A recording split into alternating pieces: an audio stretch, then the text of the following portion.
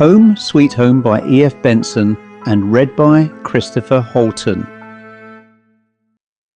It was pleasant to get out of the baked train into an atmosphere that tingled with the subtle vitality of the sea, and though nothing could be duller than the general prospect of flat fields and dusty hedgerows, and the long white road that lay straight as a ruled line between them, I surmised that when it had climbed that long upward slope, there would be a new horizon altogether, grey and liquid. Eythorpe Junction was the name of the station, and though that appeared a strange misnomer, for nothing seemed to join anything, I presently perceived a weedy derelict branch line, and a loquacious porter explained that the line to Eythorpe had long been untraversed by railway traffic. There had once been high hopes that it would develop into a popular watering place, but the public had preferred its established favourites. The affairs that led to my disembarkation on this broiling August day at a jointless junction had been conducted in my sister Marjorie's most characteristic style. Her husband, Walter Mostyn, the eminent nerve specialist, had been threatened during July with a breakdown, owing to overstrain in his work, and in obedience to the ironical ordinance of physician heal thyself, had prescribed for himself a complete rest. His idea of resting his mind was not, as is the usual practice of those on holiday, to overtire his body, but to get away to some place where there was no temptation to do anything of the kind. There must be no golf links, or he would want to play golf, and he would prefer his retreat to be by the sea, because the very fact of being in a boat at all made him feel seasick, and he hated bathing. A rest cure in a nursing home would be horrible to him, and he thought that if Marjorie could find some deadly seaside resort, where there was nothing that could tempt him into activity of mind or body, that would do just as well.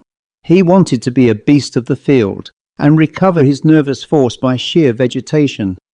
Marjorie, with these instructions to guide her, had thereupon set off, and scoured the coasts of Kent and Sussex, discovering on the second day of her wild career this amazing and unique Eythorpe.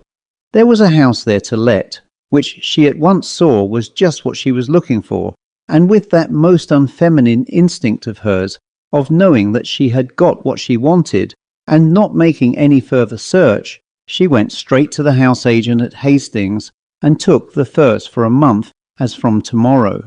She drove back to London that evening, informed Walter what she had done, sent down her servants next morning, and took down her husband the same evening.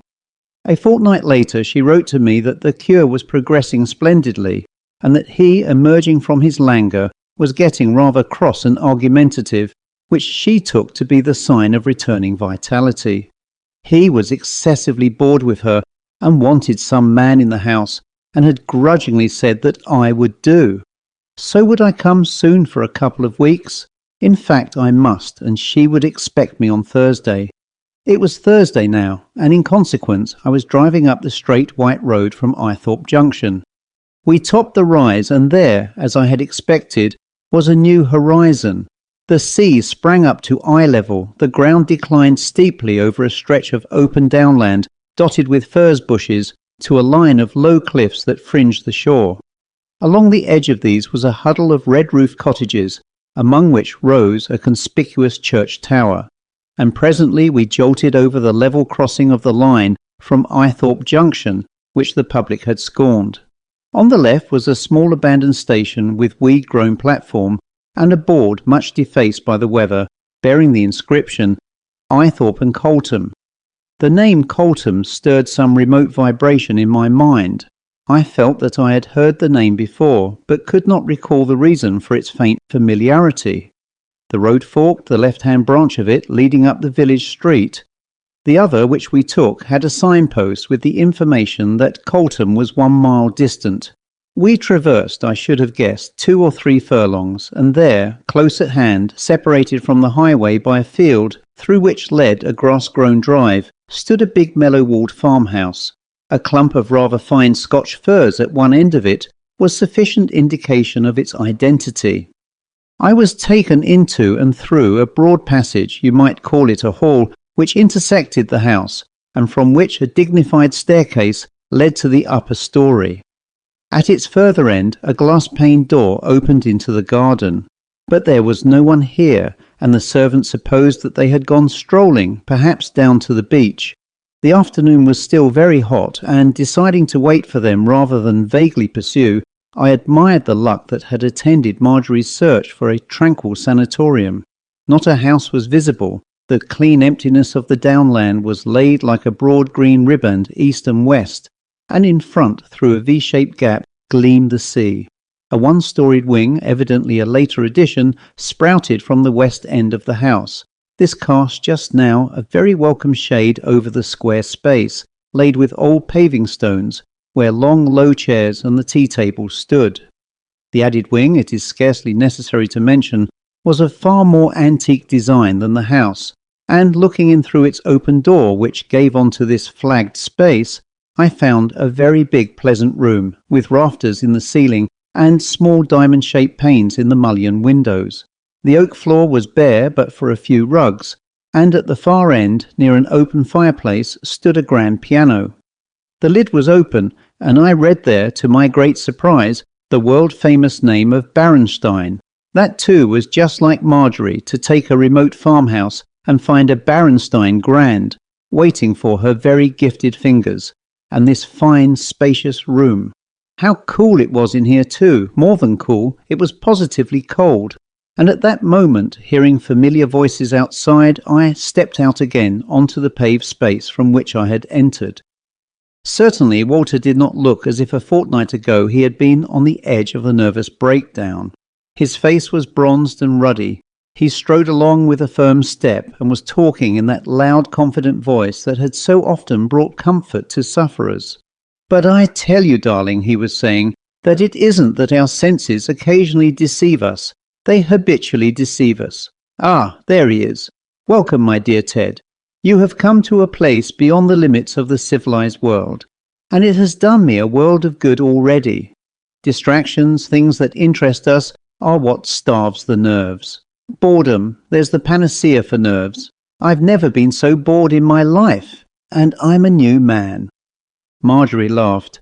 "I wonder how often you've told your patients exactly the opposite," she said. "Ted, there's a magnificent Berenstain here. Did you ever know such luck? But isn't it so, Walter? You always say that there's hope even for people who take an interest in postage stamps. Never mind. You hate being consistent, and I won't press it. What about the senses habitually deceiving us? Obvious, your eyes, for instance. If you see a house half a mile off, your eyes tell you it is about 1/4 of an inch in height. If another train passes you as yours is standing in a station, they will tell you that you are moving in the opposite direction. Smell and taste are the same. If you shut your eyes, you have no idea whether your cigarette is alight. Your sense of warmth and cold too. If you put your hand on a piece of very cold metal, it gives you the sensation of burning. I'm just as bad as you, perhaps worse, for my senses tell me that that room in there is bitterly cold today, but the thermometer says it is 65 degrees. I was suffering from some subjective disturbance, that was all, and my imbecile senses told me it was cold. There was the thermometer saying it was warm. The senses, as I tell you, are habitually deceptive. Liars. There was all his usual vehemence in this, and so I thought, a little more. He was clearly upset at this divergence of view between his senses and the thermometer. "But I'm on the side of your senses," I said. "I went in there just now, and I swear it was more than chilly." He threw a quick glance over to Marjorie before he answered. "More liars then," he said. "Another instance of the deceptiveness of the senses." He said this with the air of bringing the discussion to an end. Our talk became desultory and trivial, and before long Marjorie closed it by saying that whatever anybody else did, she intended to have a dip in the sea before dinner.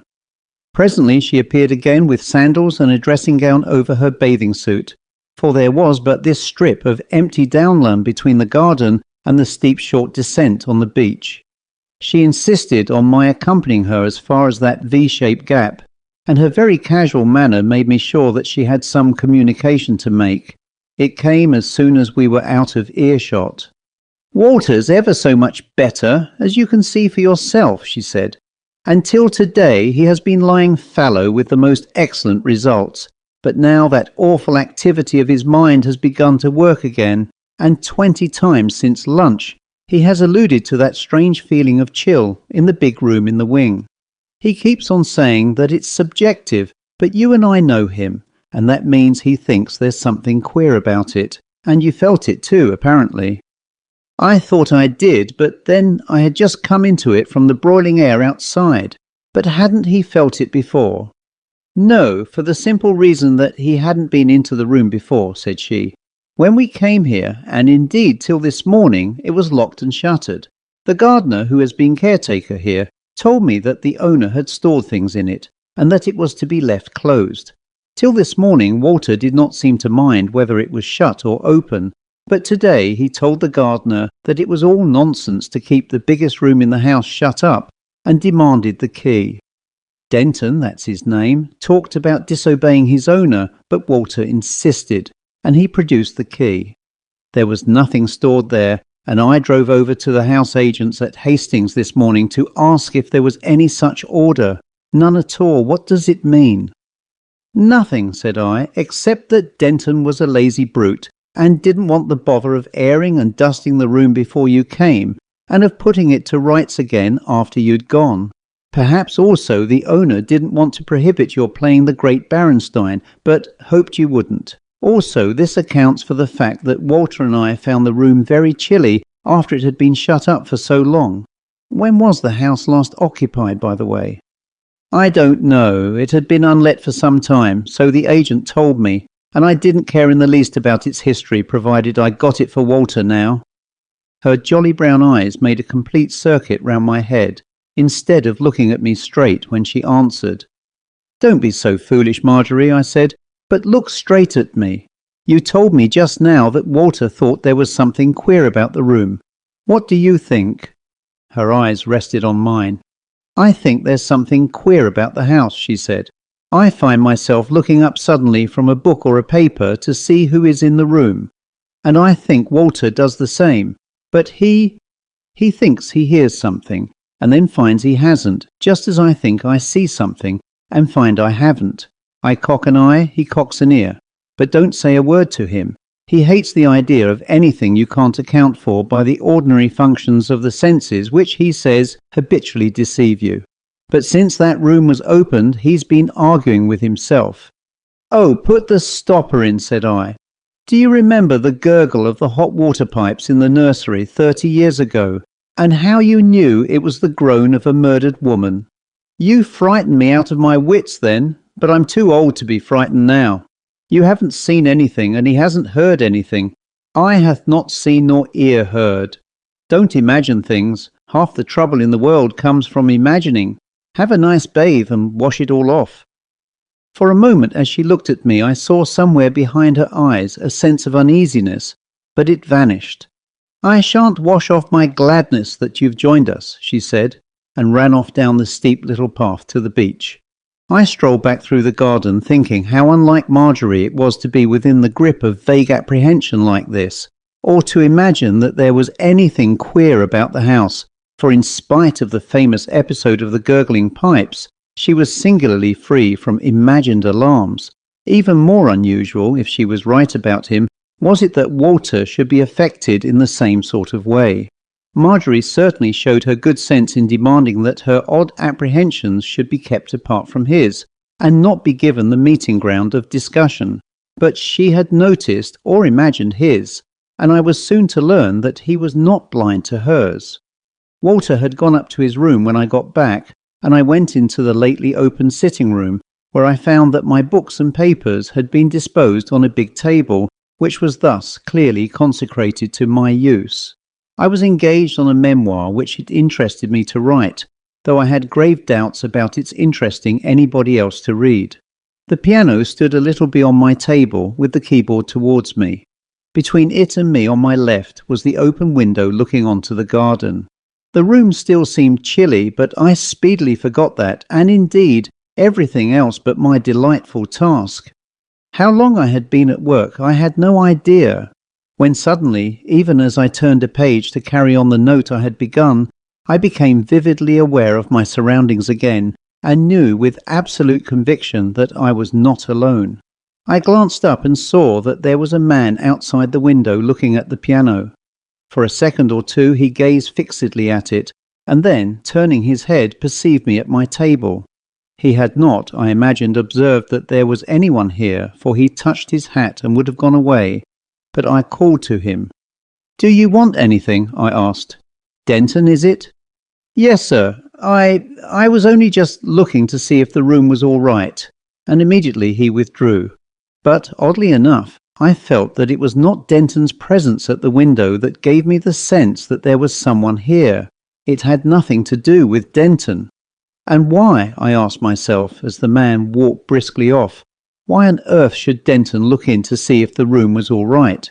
It was the piano that riveted him. Did he want to be sure that all was well with the piano?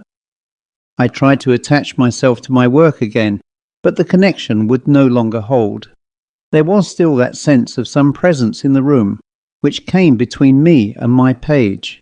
Time and again I held my mind down to its task, but it slipped away, and presently at its bidding my eyes left the paper and scrutinized the room. Certainly there was nothing behind me, nor at my side, but I found myself, was it Denton's example which had infected me, looking at the piano as if what I sought was invisibly there. Its japanned case, darkly like black glass, reflected my table, the white keys gleamed in their ebony setting, and then I saw that some of them were moving, a group 3 or 4 at a time, and now a succession of single notes sank and recovered as if under the pressure of fingers. I cannot hope to describe the curiosity and the dismay with which this filled my mind. I gazed fascinated at this inexplicable movement, but at the same time my mind cried out in horror at the invisible cause of it. Then, as suddenly as it had begun, this fantastic spectacle ceased, but the presence was still there. Then from outside there came the sound of steps. Walter entered. "Marjorie here?" he asked. "No, was it you playing then?" "Deceptive senses," I said. "I haven't touched the piano." He looked at me a moment, puzzled. "But I would swear I heard the piano," he said. Instantly I made up my mind not to tell Walter what I had seen, and already, so fantastic was it, I was beginning to doubt if I had seen anything. Yet deep in my mind remained that intense curiosity, and deeper yet some unreasoning terror. The evening passed quite normally. Walter bewailed the hideous necessity of going into Hastings next day to have his hair cut, and the even darker fate of having the vicar of Eythorpe to dinner. It was still early when we went up to bed, and conscious of an overwhelming somnolence, I instantly fell asleep. I woke staring wide awake with the answer to the question which had slightly worried me yesterday as to why the name of the neighbouring Coltham was remotely familiar to me, clear in my mind. There had occurred there, about a year before, a very brutal murder which still remained among the unsolved mysteries of criminal history. An elderly spinster lady living with her spinster sister at some house there had been found strangled on the floor of her sitting room. It was supposed that robbery was the motive for the crime, but the murderer seemed to have heard some stir in the house and left a cash box containing £30 or £40 in the drawer he had just opened. I could remember no further details, but I thought I would stroll over to Coltham next morning and, with that appetite for the horrible which lurks in us all, find out which the house was. The two went off to Hastings next morning, and in pursuance of my plan, I strolled up the road to Coltham.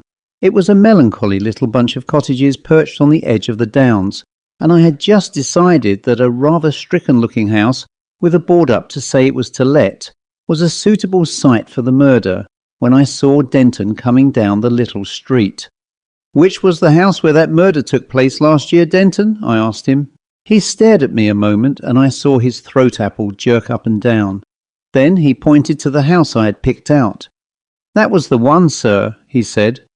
"And what was the name of the old lady?" I asked. "Miss Ellershaw," said he, and rather abruptly, much in the manner in which he had retreated from the window last night, he turned and left me. Rather pleased with myself for my perspicacity, I strolled homewards again. Marjorie and Walter, he shorn and self-respecting again, came back about 1 o'clock, and Marjorie announced her determination of writing overdue letters till the really intolerable heat of the day had declined. "Hopeless arrears," she said, "bills and bills, and the rent of the house for the next fortnight, which ought to have been paid 2 days ago. But I'll send it straight to our landlord. Or is it landlady instead of the agent? That will save a day." The clear burning of the sun had given place to an extreme sultriness. The sky was overcast with clouds which all afternoon thickened to a still density portending thunder. Marjorie retired to the piano room to perform her overdues. Walter fell asleep, and leaving him on the paved space, I joined Marjorie for coolness. She jumped up as I entered. "I was dying to be interrupted," she said, "because I long to see what's in that cupboard by the piano. I've muddled up your papers, Ted, I'm afraid. Unmuddle them again while I have an interval." She had indeed muddled my papers up. Half-finished letters and addressed envelopes and bills were mixed up with my notes. As I disentangled them, I came across a cheque she had drawn. It was made out to Miss Ellershaw. There was also a half-sheet on which Mrs. Mostyn much regretted not having sent cheque for a fortnight's rent sooner. So Miss Ellershaw was owner of the Firs, and 2 Miss Ellershaws, one of whom had been murdered, lived together. Had they lived in that house at Coltham, where Denton had told me the murder was committed, or had they— Marjorie interrupted these rather disquieting thoughts. "What a disappointment," she said. "Empty cupboard, all but one leaf of a book of English songs, and that's Home Sweet Home. You may laugh at it, but it's a wonderful melody. I must just play it, and then I shall get on with my jobs." The window close to which I sat commanded a view of the garden. Out of it I could see Denton plucking sweet peas. As the notes of the old-fashioned tune streamed out through the open window, I saw him drop his basket and stop his ears. Simultaneously I knew that there was some presence here in the room, not Marjorie's nor mine. She played 2 lines and stopped. She turned round and faced me. "What is there here?" she said. "And what?" Walter, whom I had left asleep, looked in at the door. "Ah, it's you playing," he said. "That's all right." By strange interweavings of emotion, that common consciousness between us all of the presence of something that came not from among the humming wheels of life, but from the grey mist that encompassed it, grew thicker in texture. There was some presence in the room, not mine, nor Marjorie's, nor Walter's, here now, though invisible, and somehow gathering strength from our recognition of its existence. In our different ways, we all contributed to it in that moment of absolute and appalling silence. Some sort of babble broke it. I babbled of the disorder of my papers. Marjorie babbled apology and promised to put them straight, if she might be allowed to deal with them. Some sort of crisis passed. I can explain it no better than that. As evening drew on, the clouds gathered even more thickly. The sea was leaden, the air dead. And when, about 10:30 that night, Mr. Bird, who had proved himself a charming guest, said good night, and I went with him to the door, we looked out onto a pit of impenetrable darkness. I saw the opportunity I wanted, and assuring him that I should really like a stroll to get such air as there was, insisted on fetching a lantern and lighting him back as far as the village. I then went straight to the point. "There was a fearful tragedy in Coltham last year," I said.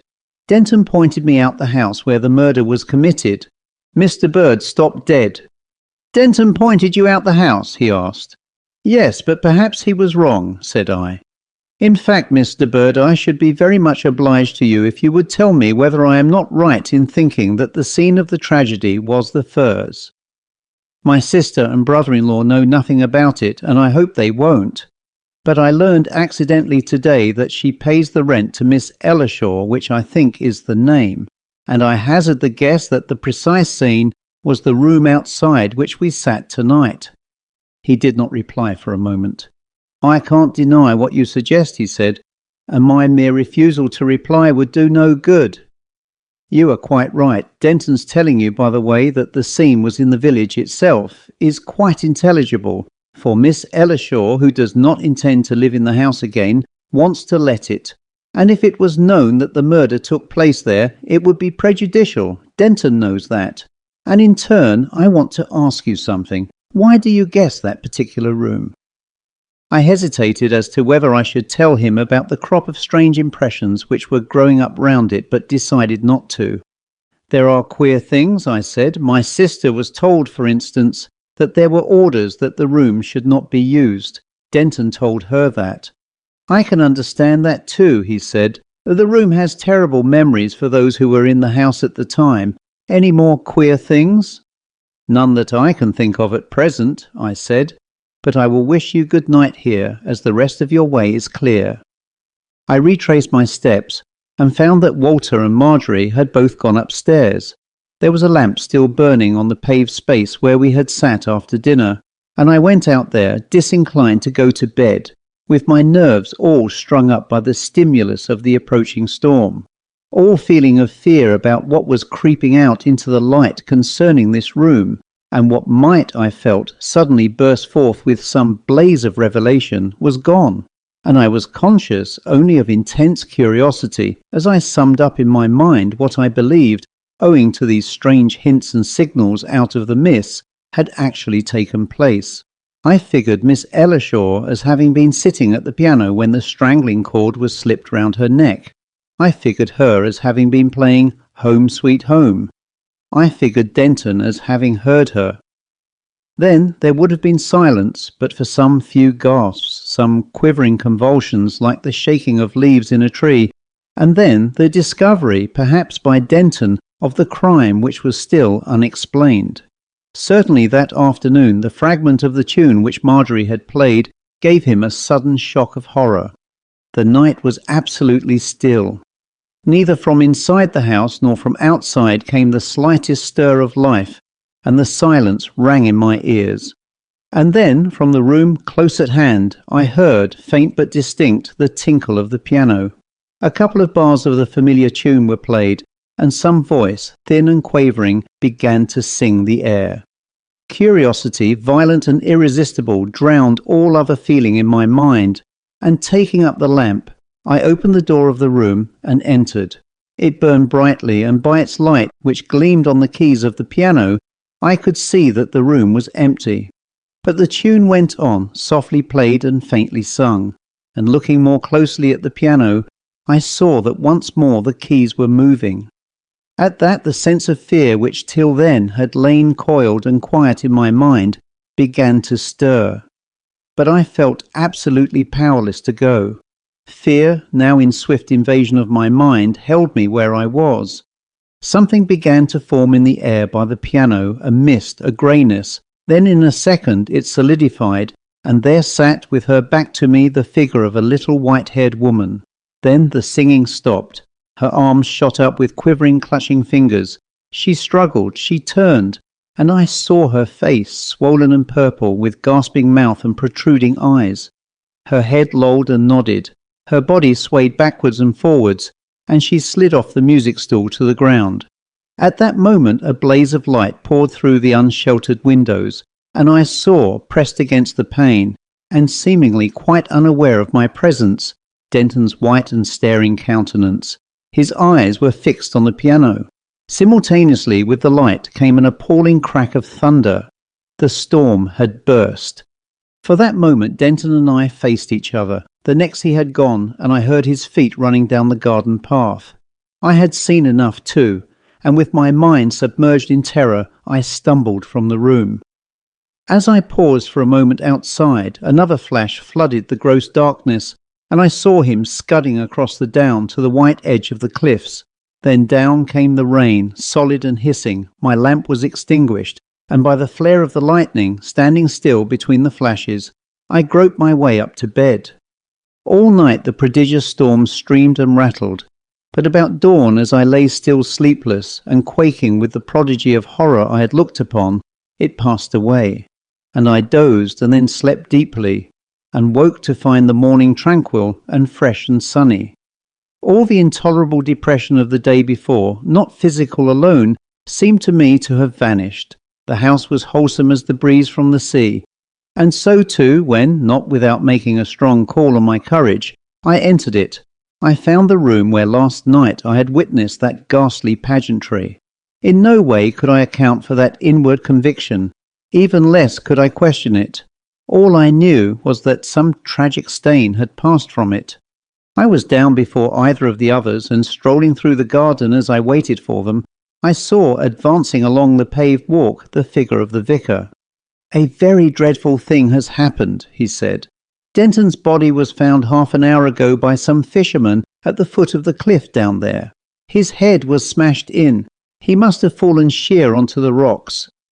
Now the reader may put any interpretation he pleases on the events which I have here briefly recorded, and on certain facts which may or may not seem to him to be connected with them, namely that Miss Ellershaw, the elder of the two sisters who lived together at the Firs, was found strangled on the floor by the piano in the room which juts out into the garden, that her sister, not many minutes before her body was found, had heard her singing Home Sweet Home to her own accompaniment, and that the author of the murder had never been found. It is a fact also that late on the night of which I have been speaking, I saw Denton looking in through the window of that room, and shortly afterwards running across the strip of downland towards the cliff, at the bottom of which next morning his body was found. But beyond that point we deal not with material facts but with impressions. 3 separate people fancied that there was something strange about the room. One of them found herself expecting to see some unaccountable appearance. One of them thought there was a peculiar chill in the room, and also that he heard the piano being played when nobody had touched it. The third, as I have related, believed that he both saw and heard things in that room which he cannot explain. Whether Denton shared that experience we cannot tell, nor can we tell for certain whether it was a pure accident that he fell over the cliff, or whether he had seen and heard something which drove him to make an end of himself. It remains only to add that Walter and Marjorie agreed that some strange sense, which they had both felt as of an unexplained presence in that room, had passed away from it during the night on which Denton met his death. Walter was inclined to attribute our original impressions to some purely subjective disturbance of the nerves caused by the approach of that great storm. Not then, but later, when thoroughly restored, he had gone back to his work. I told him and Marjorie what I had seen that night, and what, perhaps, Denton had seen.